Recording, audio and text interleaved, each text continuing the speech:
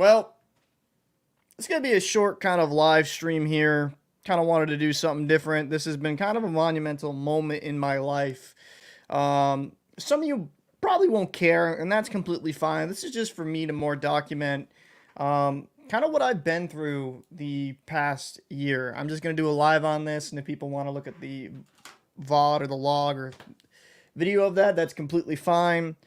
Um, this past year for me has been absolutely horrific. For you that don't know, on either channel, I got hurt when I was working on the tugboats. So I work for a company out of New York, and unfortunately, it's kind of like a freak accident. So I was doing an engine round, and I decided, oh, we got to do this, got to check the pressures, make sure there's no any oil leaking, go into the forepeak, and not to bore you with the complete details. And I decided, you know what? Like, God just doesn't like me that day.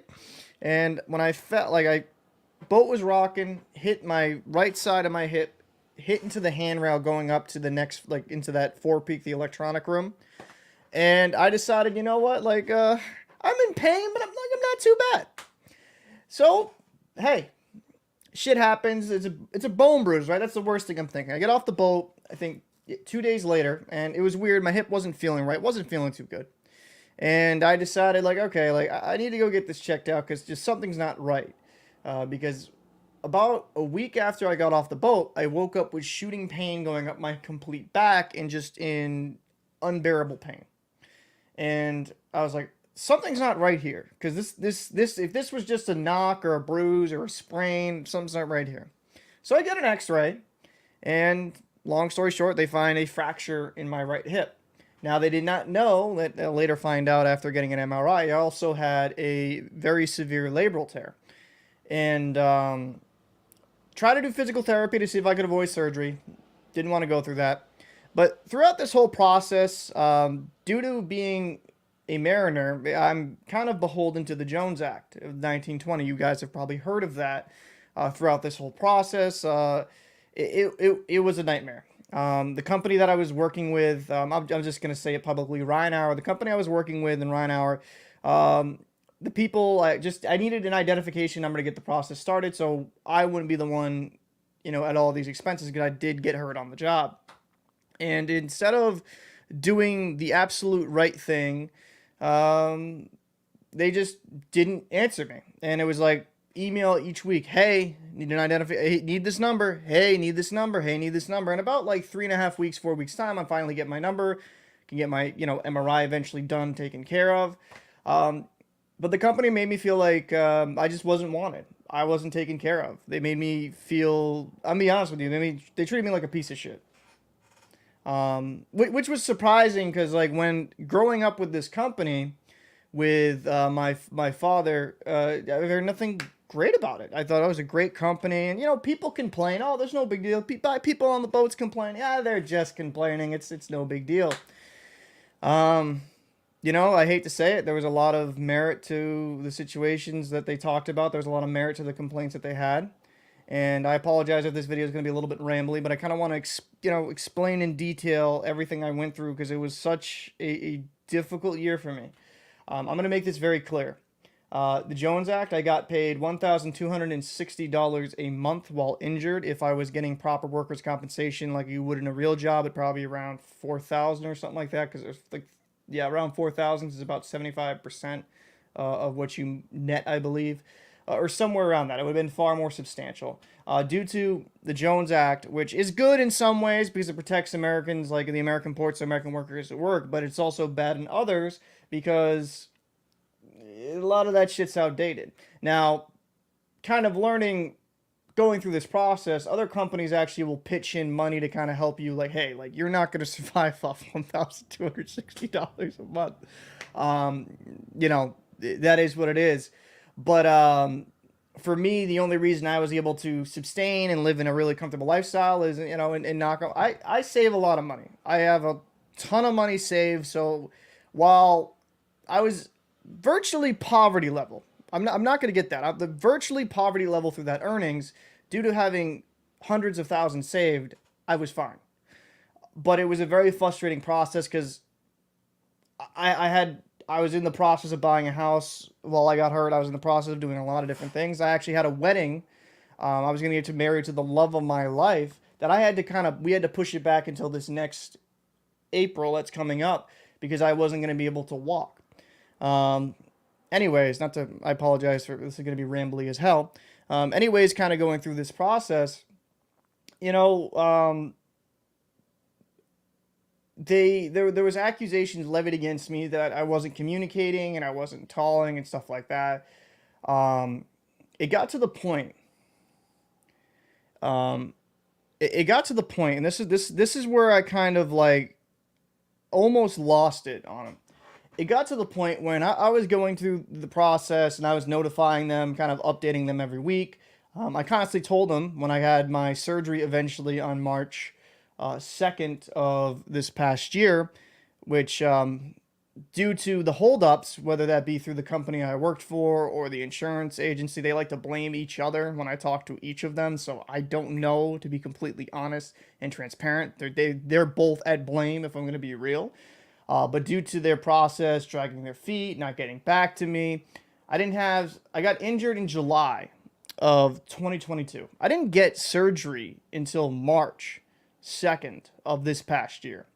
And when I had that surgery, and this is kind of a key moment that really made me realize that the company that I'm working for truly did not give a fuck about me.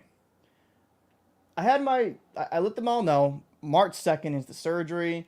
Went into surgery, went absolutely fantastic, but due to everything and how intensive it is getting like a labral tear and like bone spurs all cleared up, it takes 4 to 6 months, and usually the procedure even said expect maybe 6 months to 12 months before you're completely 100%.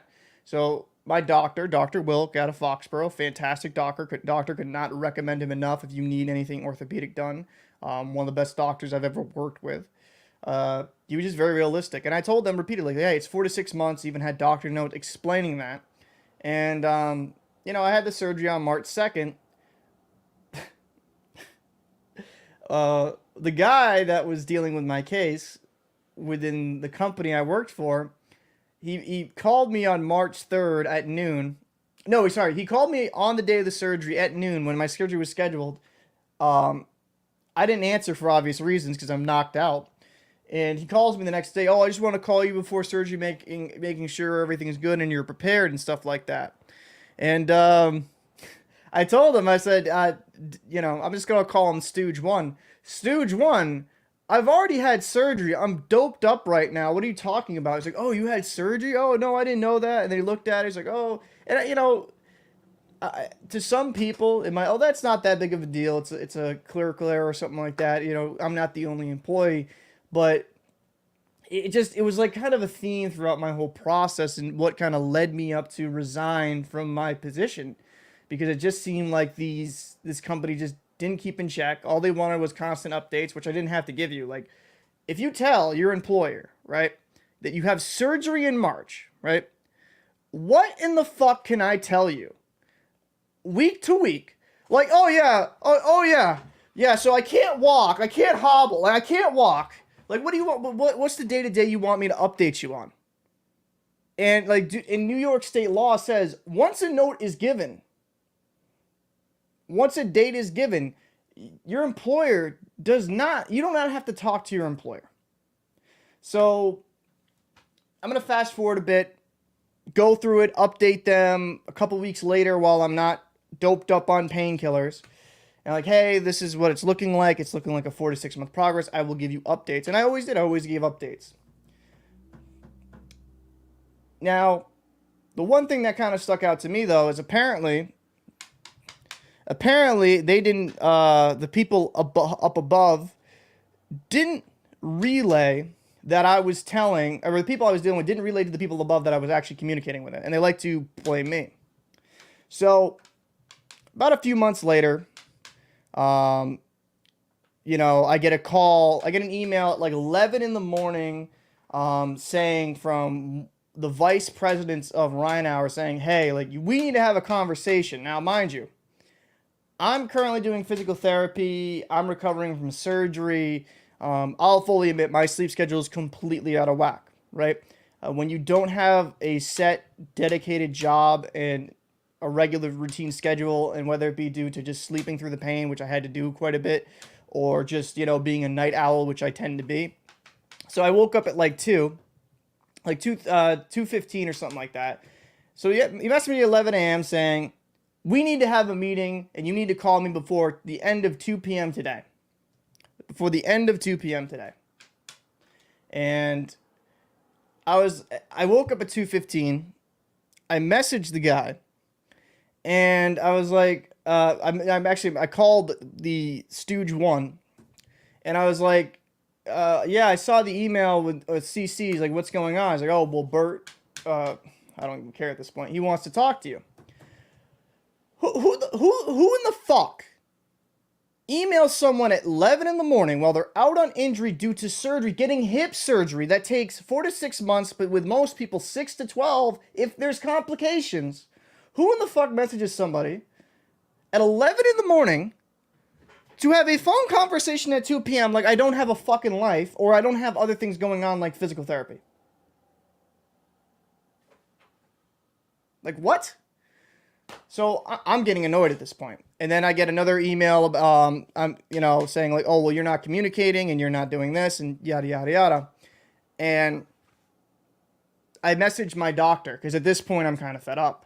I said, I want an extremely detailed note explaining to these people exactly what's going on. Because like in my head, right, I'm getting frustrated, but I'm like, maybe in my head, I'm like, okay, maybe they just don't understand how serious of an injury this is. Because like when you get hurt in the hip, right? And when I was working with DEG, who's my co-host on my podcast, he can attest to this. Like your hip's everything. Like sitting, standing, sleeping. I was never ever comfortable. And it was one of those situations for me that I was always in a constant state. Oh, what's going on? Speaking of the devil himself. Hold on. God damn it. I was in a flow. Son of a bitch. God damn it. Hold on. Now I got to get the headset out so it's not shitty audio. I can't hear you for a second. So we're going to do an unboxing here. He got the headset. Anyways, I think when it came down to it, I was getting surgery. I can't hear him, by the way, so if he's talking, just normal white man ignoring a black guy. When it kind of comes down to it, is the situation that I'm dealing with is it's just I wanted a detailed doctor's note, and the reason I wanted the detailed doctor note because I wanted to give them the benefit of the doubt. Like maybe they don't understand. Maybe they don't understand the gravity of the surgery that I just went through. So, anyways, I went to my doctor to the point that he called me. Get in there. That's a tight hole. That's what she said. But she called me, and okay, let's see if this works. He called me. Excuse me. And he's like, we already gave you a note. Your employer should. That's all you really need to know. Like that's all they really need. So let me switch this over. Elgato, right? Can't hear anything. That's great. Where the hell is it?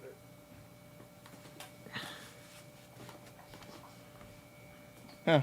That's weird. Yeah, for whatever reason, this is not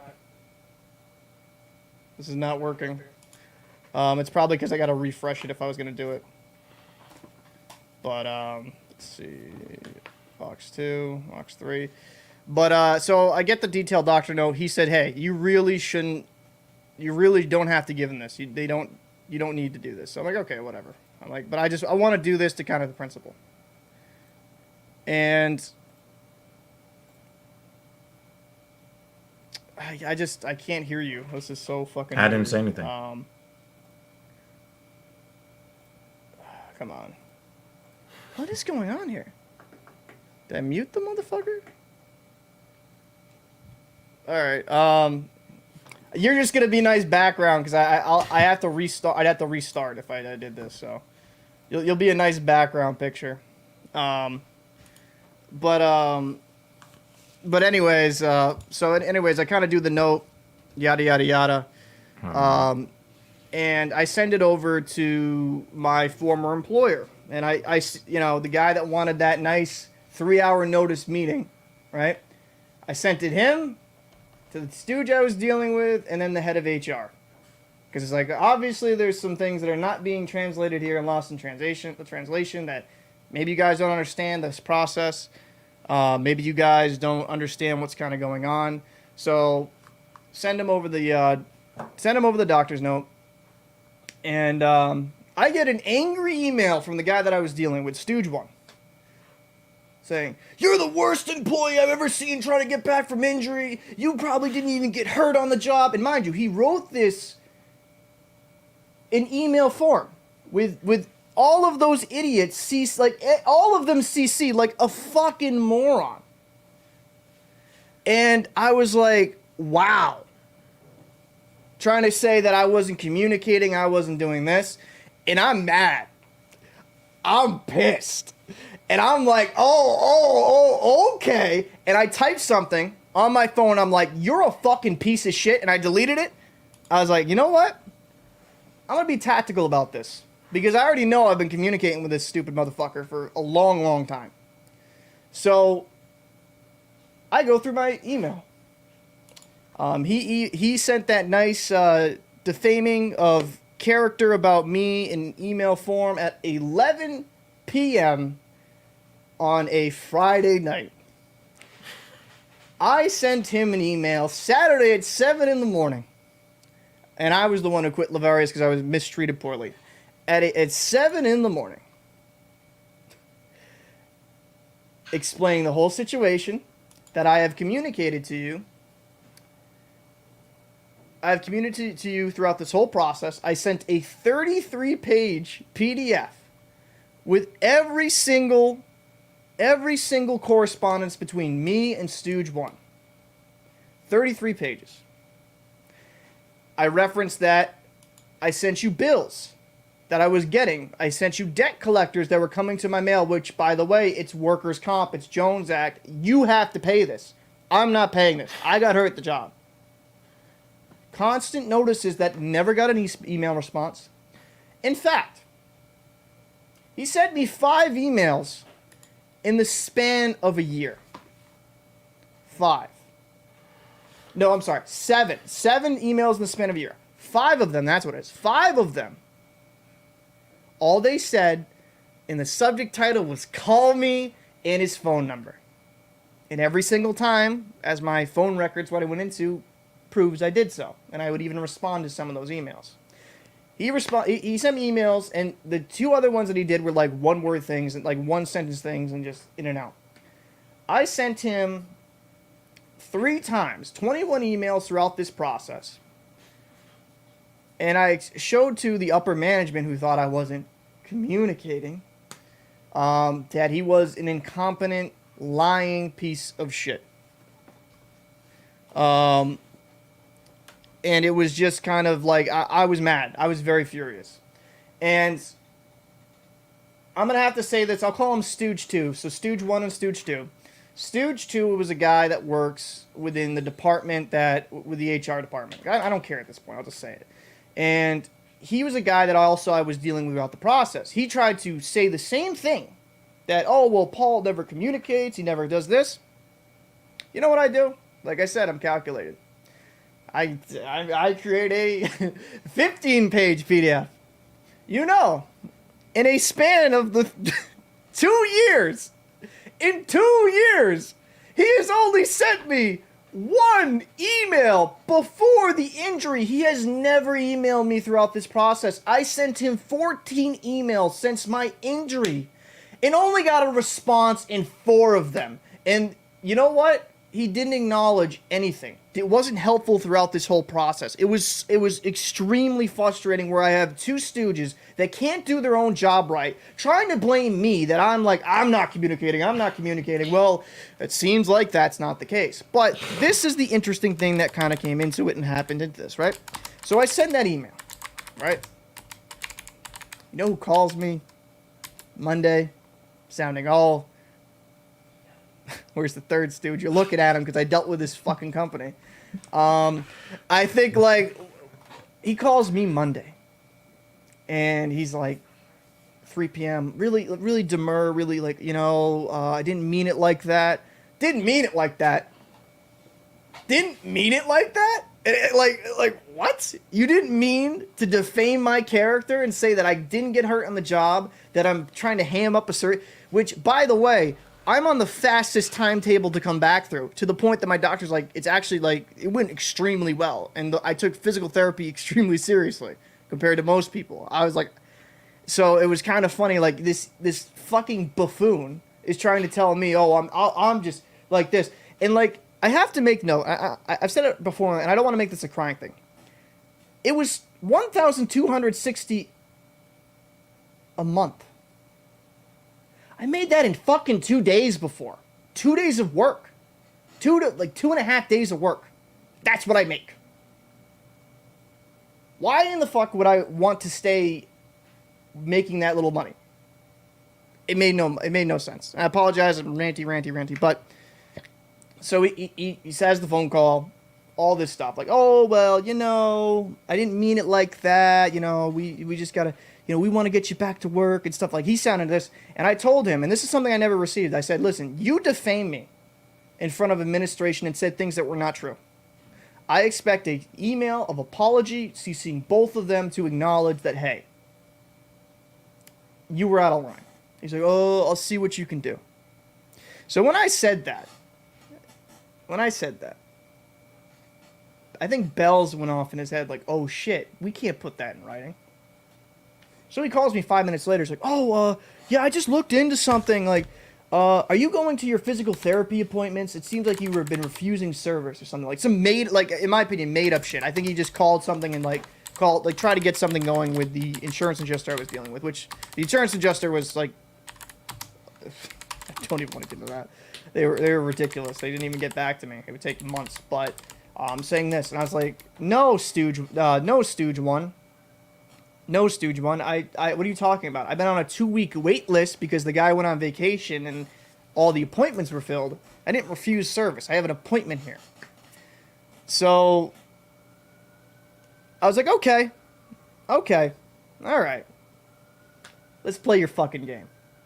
So I go into it. I get a note from the facility saying, no, I did not refuse service. I'm scheduled. There was a wait list. I even got a note from my physical therapist saying that he went out on vacation.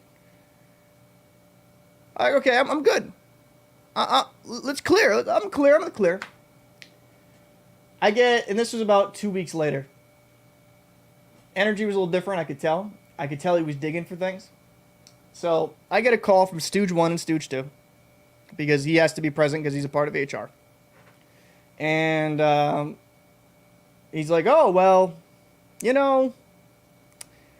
looked into it, and apparently you've missed 10 physical therapy appointments. Now, in my head, right? What? No. I was like, no. Because anytime I missed, and this is advice I'm going to give anybody, right? Because this is what I did. So I have a bunch of files back here with all the documentation. Anytime you miss anything, go get a doctor's note if you're sick. Do not be like, oh, I was sick, I wasn't feeling. Make sure you get documentation. Oh, like that's something I've always been Bible about. Get documentation. Do not fuck yourself in that way. There was documented, I know, twice I had to get a doctor's note. I went to the facility sick the first time, and this is technically the third time. I went to the facility sick one, and they told me, and they turned me around because of, after the pandemic, they're like, you cannot come here sick. Like, if you have symptoms, you cannot come here. Like, this is a health hazard. Because I actually kind of got a talking to, like, you can't come here sick. You cannot come here sick. So then I would have to call the facility, and then I would get a doctor's note because I'll be honest with you, I didn't trust, not having documentation saying I'm sick. And then I knew another appointment I didn't cancel. My physical therapist canceled because he had a family emergency. He called me, and I was like, yeah, that's fine. Go deal with your thing. But I'm like, 10 appointments. I'm like, even if you include the 4, like, I know I didn't miss 6. I was like, what? Because I've been going, like, every week or every other week, depending on the scheduling. And I was like, within the phone call, wheels are spinning. I'm like, so what dates are you talking about? And he's like, oh, this date. And then Stooge 2, the part guy in the HR, it's like, oh, well, we'll send you over the email full of this. We're going to give you an ultimatum. You can either resign or get fired. Because you've missed 10 physical therapy appointments, and people like that, we would usually fire. But out of respect of your family working here for over 40 years, we're going to give you those options. Okay. Now, I'm not stupid. I'm far from it. I know if I say, oh, well, just fire me, they have a letter immediately ready to go to send over. So I'm like, hey, can you send me over that paperwork and, documentation? I wasn't even mad at the phone. I was just in disbelief, but I was, like, very cordial. And I was like, yeah, you know what? Actually, really thinking about it, I'll resign. That's what I'll do. I'll resign. Like, oh, well, make sure to send over a letter of resignation to the head of HR, yada, yada, yada. And I was like, yeah, just send me over that information about the physical, because I want to look into that. It's like, okay, yeah, no problem. They sent it over. You know, it took me 2 minutes to make them realize that it wasn't even the right fucking person. You know, there was 2 appointments on May 25th. One in the 8 in the morning. And then one at 6 p.m. Now, listen, hey, I'm not an expert in physical therapy, but generally, you don't have 2 appointments on the same day. 1 and 8, like, it's not like going to the gym, lifting weights. Like, yeah, I'm going to do a 2-a-day set, man. I'm going to go in the morning and the day. That's not how physical therapy works, throughout my experience. And I've had multiple, like, with the ACL, MCL tear, I've had injuries, broken legs. Like, that's not how physical therapy works. And do you know, those idiots, the appointments they got weren't mine. There were appointments that were formed way before my surgery that were completely canceled. Now, to be fair, the place I was going to at Foxborough messed up and sent over documentation, but it even said, like, these were canceled, these were never had. So they were trying to fire me, to not see a physical therapist, and not to go appointments that I never was scheduled with and never even fucking met. I called him like 5 minutes later. I was like, hey, Gary, Stooge 1, you have a problem here because I've never seen this person. I've never even had these appointments. He's like, well, what do you mean? Can you prove that? And he's like, that? He's like, well, that completely changes everything because, like, if you only miss 4 appointments and 3 of them being sick, I was like, hey, Stooge 1, I have all the documentation proving that I, sick and I was turned away. So, yeah, I can get it. Long story short, the lady that's head of the head of that department for physical therapy when it comes to, like, workers' compensation cases like this, she was out. So I told him, like, she's out on vacation. It's going to be, it's going to might take a day or 2. But unfortunately, she was in, like, on a Tuesday.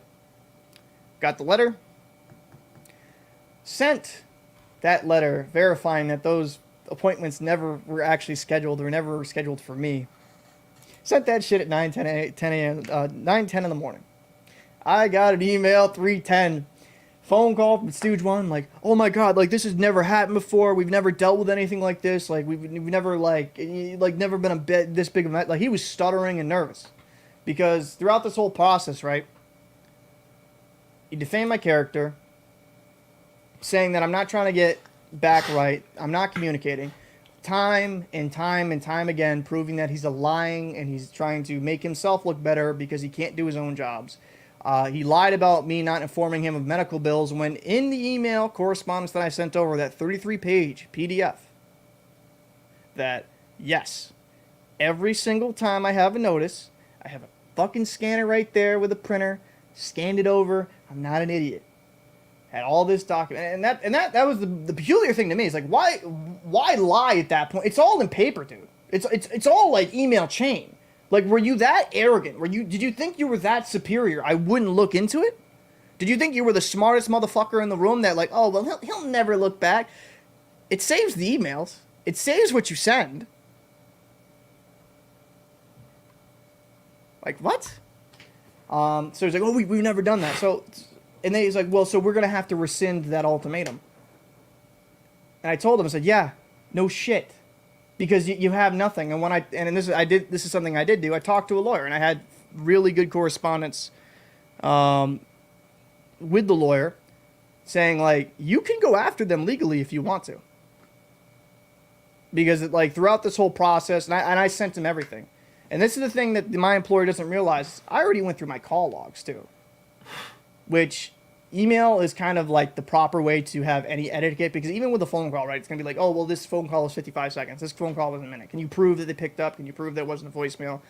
There's a lot of variables. So, like, kind of email, talking with the lawyer and talking with other experts, like, that is the proper line of communication when you're doing stuff and dealing with stuff of this matter. Because you need to have some type of, like, buildup of evidence. That's the big thing. So I told him, I was like, yeah, I mean, like, no shit. And, you know, I'm not going to go into the complete details I had with the meeting with him and them. Like, with him and the other people from the company in the same phone call, I said, you know, like, if you guys terminated me, I was going to go after you for wrongful termination. And I had a guy willing to do it pro bono.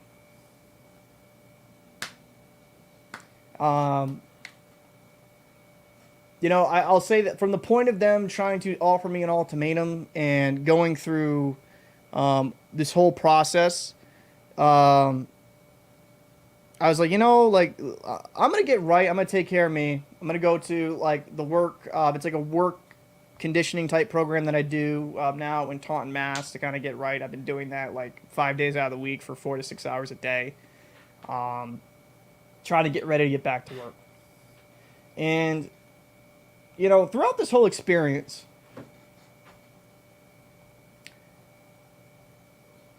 it was eye-opening. For a lot of reasons, because I went to this company thinking, like, this is the greatest company I'll work for. I have nothing but positive companies. They're going to take care of you. They're going to treat you well as a human being. And it just wasn't the case. I was treated like shit. I was lied about. Constantly insulted. Condescending attitudes I'm dealing with on the phone. Like, when I'm out injured, can't sleep, struggling, like, few hours of sleep, on painkillers, trying to get by, and just to be completely honest, the depression. I'll be honest, that's the something I had to battle mentally, because I like making money. I like working because it's like a reset. It's like I enjoy working hard. It fucks with you mentally on a lot of levels, because my whole life I've never been out of work like this long due to an injury. You know, outside of the other health shit, but like with this type of injury, it debilitated me. Couldn't walk. Couldn't stand. Couldn't sit. Couldn't drive. I couldn't do anything. Like, there was points, and I remember we talked about this, DG, is like, I can only sit for a certain amount of time, because then it's like starts flaring up. So then I stand up, and then after a certain set of time, that flares up. Then I lay down, and then a certain time, that flares up. Like, I was trying to do I was trying to do personal training before this injury to kind of get back into shape, so I get ready to walk, you know, marry my beautiful wife and have a good wedding time. And it was, you know, it was just an eye-opening experience that, like, this company truly did not fucking care. Did not care in any sense. And the funny part is, I'm a union company. And I messaged my union representative, and I called him, and he's like, oh, there's not much we can do. We don't really have a fund like that. I'm like, then, like, why am I paying you dues? Why am I contributing to anything you fucking do? One second, Cap. It was accumulation of the company treating me like a piece of shit, them lying, and then the union just not doing anything for me, saying, oh, we can't do anything for you. Well, you take fucking a good cut of my paycheck. Like, could you give me at least a few hundred, at least help out pay for rent? Like, yes, I have savings, but fuck, man, I want to go buy a house here soon. Cap. But Cap, it was just, right? It was a very, very difficult year on me mentally. One second. 1 second? Yeah. Guys, if you guys looked at some of our live streams back in 2022, you guys will be able to see that Cap could not sit during the streams. He would have to get up out of his chair, go walk off, because he actually could not sit in the chair at all. Like, the guy was like struggling in like intense amount of pain. He couldn't focus during. You guys that know that have been watching the Talking Shit podcast, you could tell when Paul was in his greatest amount of pain, or sometimes he would have to get up and stand behind his chair, or sometimes he would have to try to move his chair back so that he could try to relieve pressure on his hip joint. Like, it's like we have footage of our podcast episodes going back over a year now, where you could just tell the dude just couldn't function at all. I just turned on the speaker. I think because I had to reset the StreamYard. That's like these work. It's just it has to reset. But it was a very difficult year for me where I couldn't do anything. Like Cap does have a small bladder, but that wasn't the problem. Like it was just a very depressing situation, just confounded with issue after issue after issue. Company treating me like shit, and it made me think. I'm like, after this year, is this a company I really want to have a future in? Is this a company I want to work for? Now, little do they know, I've upgraded my licensing since I've been out. I've done other things to kind of further my licensing and, allow different opportunities to be accessible to me. And, it's been relatively mundane since that whole debacle and confrontation where I called them out, and then they had to rescind that ultimatum that was offered to me. But the final straw, the final nail in the coffin. I got a debt collection notice in the mail regarding a bill I sent over 5 fucking times. 5 times. And it's all documented. 5 times. I sat there, looked at it. I was so furious, and I just started laughing. I'm like, you gotta be fucking kidding me. Sent over an email saying to Stooge 1, how is this not paid for when there's been 5 email notices regarding this? Send it to him on Saturday. I don't get a call till Tuesday. Oh, I thought I paid for it. I thought I had a copy sent. Apparently I didn't have a copy. You didn't pay for it because you don't know how to do your fucking job. I was like, you know what? Done. I'm all set. I'm good with this shit. I don't need a company that treats me like shit, that has been insulting me throughout the whole process, that they've never even gone through themselves. And you know what the funniest part about this is? People have been leaving there. People say the morale is low on the boats. And they wonder, oh, why is the morale so low? Why do people not like it working? Because you guys are assholes. You guys treat people out like when they're injured like pieces of shit. Because I know for a fact, because I've talked to several people within the company that told me, yeah, when I was out on injury, or oh yeah, when my baby was being born, I almost had a lien put on my house because the bills weren't being paid when I constantly send it through insurance. Like, what? I'm like, is this what I want to work for? And no, I work in the I work as a mariner. I have a captain's license. I work as a mariner on the boats. I work on tugboats and stuff like that. Like, we kind of do assist work. I was working on an ATB, so we transported like 100,000 barrels of whether it be jet fuel, gas, ethanol, whatever product, generally up and down the East Coast. But yeah, it was just kind of like, I'm like, the debt wasn't that much, right? The debt wasn't that much money. It was the principal at that point. And then I get a phone call saying, oh, I paid it. Oh, I paid it. Like, oh, you paid it? I said, yeah. I said, oh, well, like a fucking retard. Yeah, we'll call your, like, I'm sorry, I'm trying to imitate what he did, right? So he's like, I'm going to add it to the next check that we send you. I'm like, yep, $55.45. And this is one of the smaller bills, by the way. This is one of the smaller bills. It's just the principal at this point, because there was thousands and thousands of dollar bills I received that I've constantly sent over that have not been paid for yet. But I'm like, man, I'm good. This is not a company I want to work for. Treated me like shit, insulted me, saying I'm the worst employee they've ever seen come back, even though my doctor's like talked to Dr. Wilk today. I got the clear fit for duty. And I got a clear fit to duty to start working on September 4th. I'm gonna be healthy here soon. I'm gonna be completely clear to go. And I'm in the process. I'm not gonna say much here publicly. I already have a job lined up where I can just, you know what, because I've been in this whole process. Enough.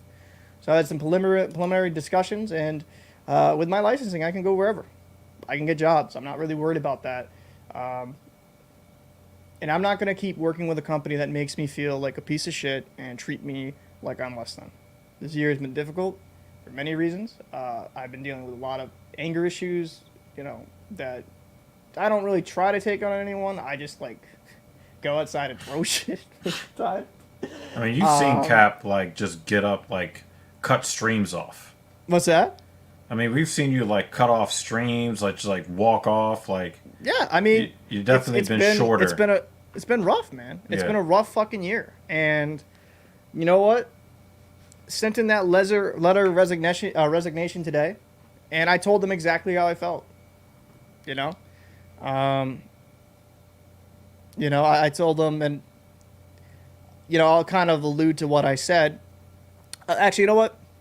I'll say the last paragraph here, because a lot of the other stuff I'm not going to get into, but I'll say this because it is how I feel about this company. I understand that I am simply one person, so this probably won't even matter to you. But the reality is that I have heard nothing but negative things about this company since day one. I will admit that I initially didn't believe any of it, knowing that I spent the vast majority of my life hearing what an incredible company this is, but after experiencing so much of the negativity myself, it's rather hard to argue the point. The general consensus is that this company doesn't care about their employees. There's been issues with medical bills being paid while they're out on specific injuries, and Stooge 2 comes off rather condescending and disrespectful. Ironically enough, I have had to endure every single one of these issues. That's how it is. So I think for me, just overall, whether it take me 4 to 6 weeks, because there's some actually additional things I'm going to throw onto my license before I get back out there, but I'll do what I have to survive. I have a lot of job experience, but I'm going to be going back into my field really soon. I don't need this, man. As you know, when I worked for the old company, right? I was never this upset. I was never this angry. They treated me like fucking gold. We had reviews, yearly reviews. I got 5 out of 5 star every fucking time. And I had the captain of my boat, let me steer the vessel and, do assist jobs and kind of, a lot of stuff. I would work overtime, never complain. They treated me like gold. And I feel like I left that company because there's going to be a little bit more pay here at this new one. And it kind of goes to show, sometimes, man, money's just not everything. Not all money's good money, Cap. Yeah, not all money's good money. And I learned that the hard way. And it's an eye-opening experience. I mean, it's been a fucking shitty few years working for this company for a multitude of reasons. And the company morale's low, and until they change things, it's not going to change. You know what I find very interesting, Cap? And this is the part, like you said earlier in your diatribe.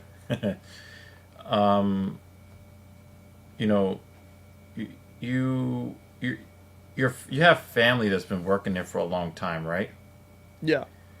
And you would think that, with nepotism being an issue in American companies, that they would treat you with some modicum of respect, being that your father is such a respected figure within the company over the past 4 decades. Yeah. Now, if they're going to treat you, the son of, somebody that is revered in the company, what does that say about how they're treating everybody else at the company? Agreed.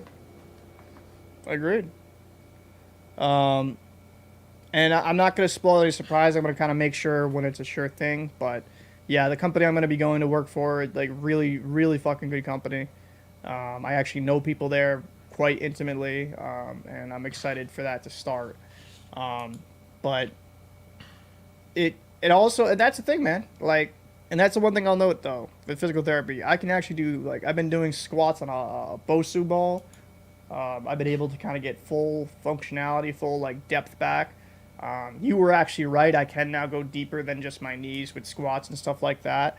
I'm not all completely 100%. I'm not gonna lie, but I feel like I'm like 85, 95, 85 to 90% there. And could I probably try to milk this maybe? Oh, well, another. I just no, I'm good. Like doctor, I told him, he's like, well, you sure? I said yes. I want to go back to work. I want to get my life back to normal. And I just, when you're dealing with something so I think you should wait toxic till you're and so negative, I 95%. just don't want it in my life anymore. I think you should wait till you hit 95% because if you aggravate that injury, you could be out twice as long. Well, that's why I'm going to be taking a grace period for about 3 to 4 weeks. And now that you've Because resigned, can you still get the physical therapy on the company's dime? Probably they've not, already right? they've already paid for a certain amount of sessions, so yes. Okay. So they're obligated due to the Jones Act. But I mean, even then, bro, I have a gym membership. I kind of know what I'm doing, and in that regard, like I could follow that because there hasn't been much dynamic changes with that, and the people that are there have been like really nice. Yeah, I feel really close, and I just for me personally, I need to get this toxicity out of my life. I can't be dealing with a situation that's just so negative and so like overbearing, to the point where it's like it gets me so angry, very very angry, and I try not to be an angry motherfucker, but it's been difficult the past couple.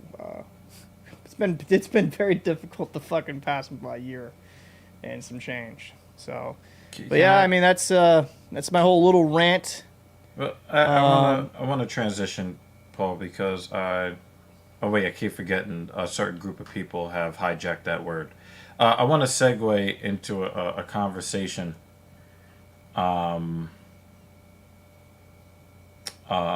you and I, we came together in this project, not in the locker room for you guys watching the locker room, but here on the Talking Shit podcast, right? mm, We came together because I'm one of the few people that you've known over a certain amount of time that can have conversations with you that are civil, and we can just be completely on opposite sides of the spectrum. right. And one of the things that we were pretty much opposed on was economics in the United States, specifically the employer-employee relationship, and how the American worker and their labor are treated by employers. Now, you and I grew up hearing about pulling yourself up by bootstraps, and if you work really, really hard, you'll be a multimillionaire one day. Yeah. And, from my vantage point, I remember, the first jobs that I had, even when I was in sales, when I worked in shipping, every time I got one of those jobs, Cap, I was always very proud to put on the uniform. Yeah. And then I had the experience of what it was like living inside of the uniform. And then the quiet quitting mindset hit me to the point where I realized it didn't matter what sector it didn't matter what part of the private sector I was in. Or even if, I did a job where I was a volunteer, like a community organization. And the thing that I came away with after a lot of experience, because it's not like, I'm just some bleeding heart liberal with no job experience. Like I've been hurt on the job. I've had some pretty bad injuries. I've, had some psychological problems that form from a hostile work environment, and being woefully underpaid and underscheduled. And I just, through experience, I realized that it doesn't pay to be a company man. That, I don't disagree at this point. yeah, and you and I, we had like these kinds of like debates, especially again, like, we come from different places and we learn different lessons, right? But I just you know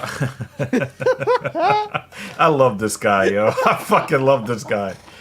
What a dick. I just I'm fucked up, man. We try to keep the language clean on the stream, and then Yeah. but I gotta ask you, because like I've had so many red pill moments working, and you just kind of figure out that as a matter of fact, I was just talking to one of my clients about this, and he was saying that Costco has they're revered for how well they treat their employees, right? Mm-hmm. Now, I don't know if this stat is true, but if this guy is saying this, from a businessman's point of view, there might be some validity to it. That these employees, they get, benefits, and they get, $17 or $20 an hour or whatever it is, right? At Costco. Right. He said that on average, every employee in the company is accounted for something like $750,000. Each employee is responsible for the revenue of the company every year. $750,000. It's like $740,000 each employee is responsible for bringing to the company. That's crazy.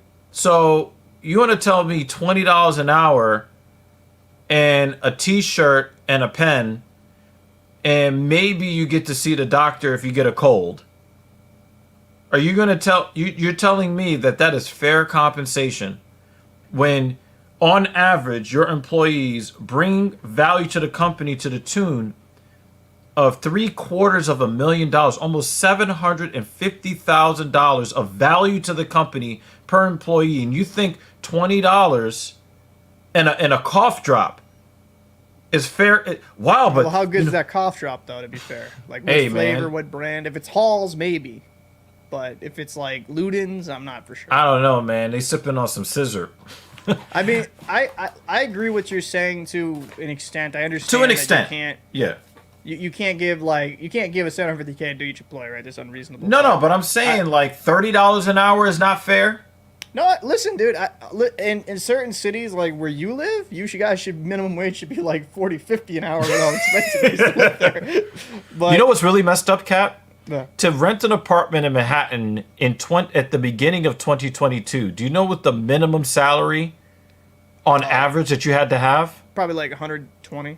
$160,000. Jesus And this is Christ. when the median rent was like 39 to like 4,400 a month. Bro. We're at $5,700 a month on average in Manhattan right now. Bro, you guys need to like chill. Well, I mean, and this is a whole different conversation we actually should make a later video about, but that these corporations are buying up these buildings and kind of like artificially raising rents. Yeah.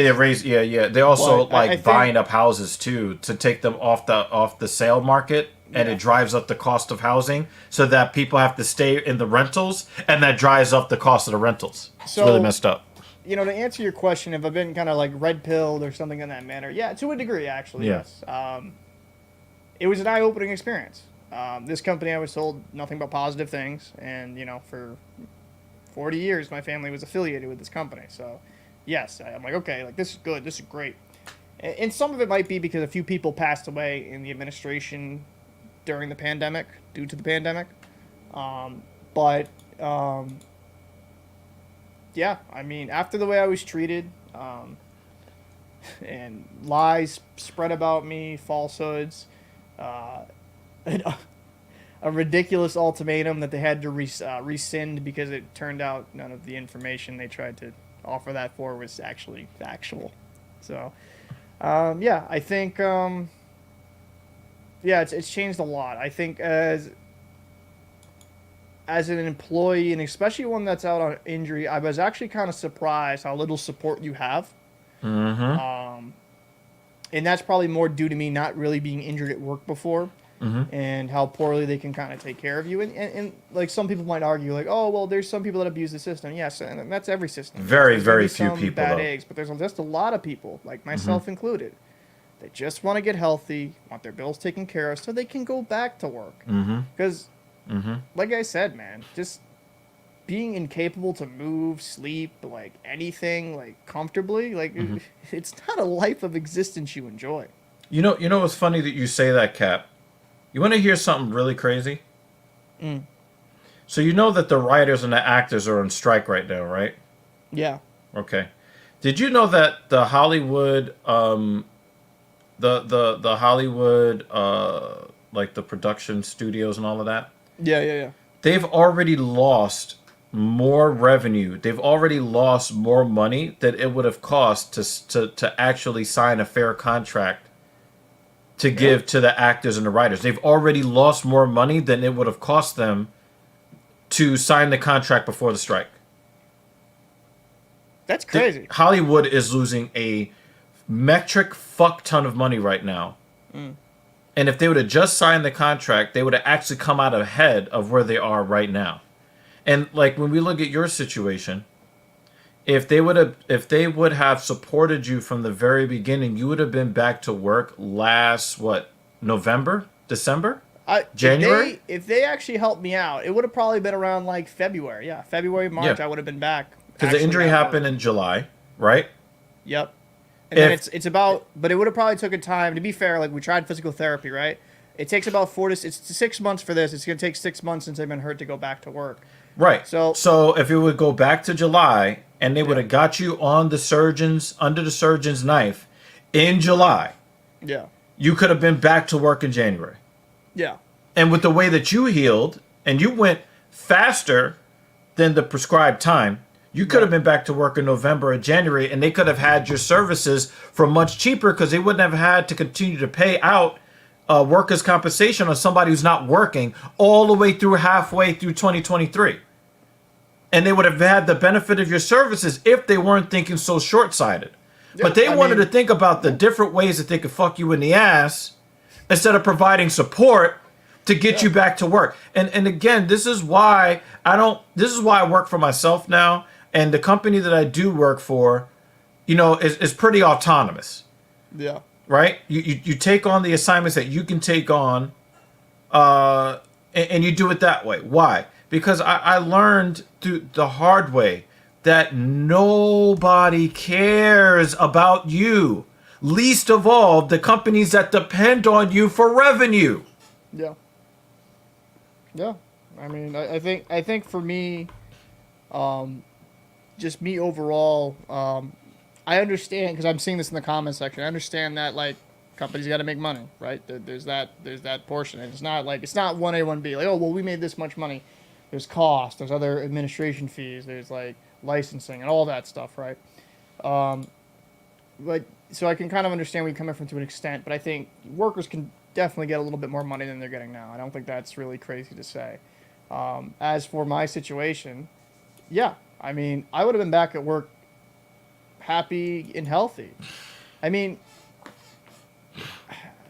I don't like sounding like this, but when you make a six-figure job, right? Right? When you're six figures with overtime and everything, right? What do you think I'd rather do? Would you rather think I want to be around poverty level or below poverty level on this Jones Act, or actually make six figures a year? Well, I put it to you like this. You didn't even need to ask that question because you worked on a fucking tugboat. Yeah. Who the fuck does that for fun? What kind of lazy person says, I want to get on a dirty ass boat? I didn't want to say anything specific to your situation. I was about to start roasting one of your coworkers. Yeah. Hashtag overweight. I'm deceased. Who the fuck wants to spend 2 weeks of their life away from their wife in a metal box? Because that's basically what you slept in. It's like this metal box. Like, Yeah, I know. who I'm just does looking at that? initials. What kind of lazy person who wants to sit up living on welfare? Who takes a job like that? No, I mean, it's How many times did you take off from work in the years since before the injury? 0. Exactly. So I actually used to work over a lot. yeah, That's a fun because actually you remember there'd be times we scheduled a show like, dude, my shift is 2 weeks on, 2 weeks off. I would stay on for 3 weeks, sometimes another 6 weeks week at a time. Yep. Where I'd be gone. Yep. I'd be gone for like a month and a half, and like it's great money. I'm not trying to complain in that aspect, but nobody wants to work for like 6 weeks straight. Nobody wants to go do that shit. So, I'm done. That's done. So,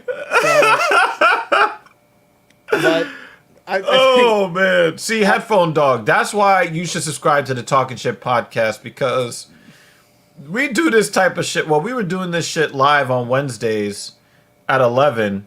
We every week talking that shit, But I think I'll wrap it up here. We can probably go live here again in a minute. Just kind of want to wrap this up because I don't know if I'll edit this or chop this up or whatever. But I know it's live. But yeah, I just wanted to have the social discussion on the back end. You know what I mean? We're gonna bring more content to you guys on the locker room. He's already starting to do previews of the 2023-2024 season in NHL. Yep. So look out for that. Of course, he wants to start with the Boston Bruins because he's a cocksucker. He always wants to talk about his team, shut because up, man, he's a Rangers fan. He's just a hater. But look at that dirty ass hat. He doesn't even want to wear a wear lot of things. I'm kind of in the process of editing a few videos. Yeah, he doesn't even want to wear his new Boston Bruins hat. He wants to wear that old shit. I mean, shit, bro. It's fresh, but the second team that he's gonna put something out on is his New York Rangers. Out of respect for me and Fajardo. Yep. Here.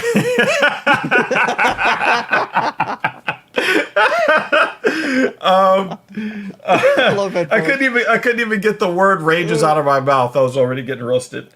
On the Talking Shit podcast, we are stacking up a bunch of different topics, a bunch of crazy things that are going on in society that we're going to go live on and bring some more videos to. You're going to get more solo content from me.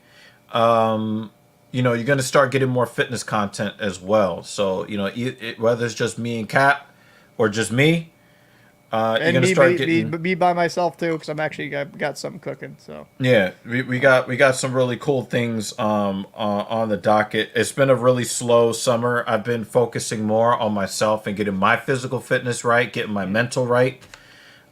Spending more time with the ladies, going to baseball games, getting more clients because I live in New York City.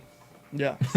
I just reported my passport lost to get a new one. That's rough. So. Oh shit. Yeah, we both like. Yeah. So. Also, yeah, this is a seditionless version of be safe out there in the real world, right? Yeah. I think we have a lot of content on deck for either here at the Locker Room or the Talking Shit podcast. I don't even like beer like that, so that's the funniest part. Exactly. But I think when we kind of go, we have a lot of content on docket. We're going to be doing live streams. We're also going to be doing a lot of stuff. I have a lot of things planned. And yeah, man, I'm kind of excited for the future and just getting this dead weight off my shoulders, this burden off me, and just kind of having a completely fresh start elsewhere. I can't be happier, honestly. It just feels good. When you started the stream, Cap, I gotta say, the first, the legal eagle in my mind had sirens blaring, but I thought at this point it's like, if it hurts your lawsuit or, if they want to claim some bullshit and try to countersue you because of this stream or whatever, would it be worth it to finally have that cathartic release of, I can finally, speak my mind and, yeah. I mean, what are they going to countersue me on? All the facts?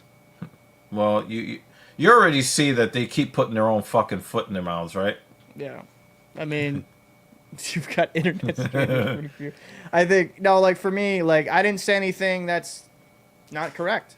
Yeah. Everything I'm based in facts. So if they ever want to do that, they can go ahead. But I don't.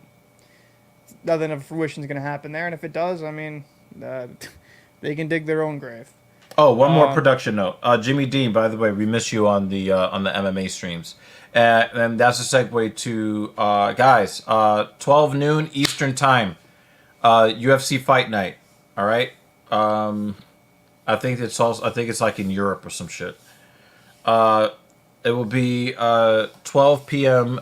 Eastern. You guys that are on the hockey side of things, if you want to watch some real fights instead of guys trying to fight on skates, check us out on the Talking Shit podcast. I think there's a link somewhere. There's a link. There's a link down Yeah. below in my description. Yeah, there's a link down below. Definitely come check us out. We oh, okay. Yeah, I think they lost a fight. So yeah, 12:30 Eastern, Eastern Daylight Time, because it's still technically summer. If you guys want to watch some fights, come check us out. We watch the fights all together. You know what I'm saying? Absolutely. So, Lavares is probably going to be there. William Guillet probably going to be there. Who else? Who else do we? Jay Ludy, thank you. So yeah, Melted Mind Media, of course, 3M. So we get some of these guys to come in and hang out with us, and the guys that were there when I was up at 5 o'clock in the morning streaming. Thank you for supporting the platform, for real, for real. Well, I think we'll call it a fucking stream. I appreciate everyone coming through. Actually, I was way more than I was expecting. And I'm just excited for the future and expect a ton of more content for both channels. So, anything else you guys say? I was Black going to Power. say something very inappropriate Yeah. with the name of your former employer, but I'm not going to do that because I'm going to practice restraint today so I can go eat breakfast, take a nap. I appreciate you. Thank you guys for the support. Catch you later.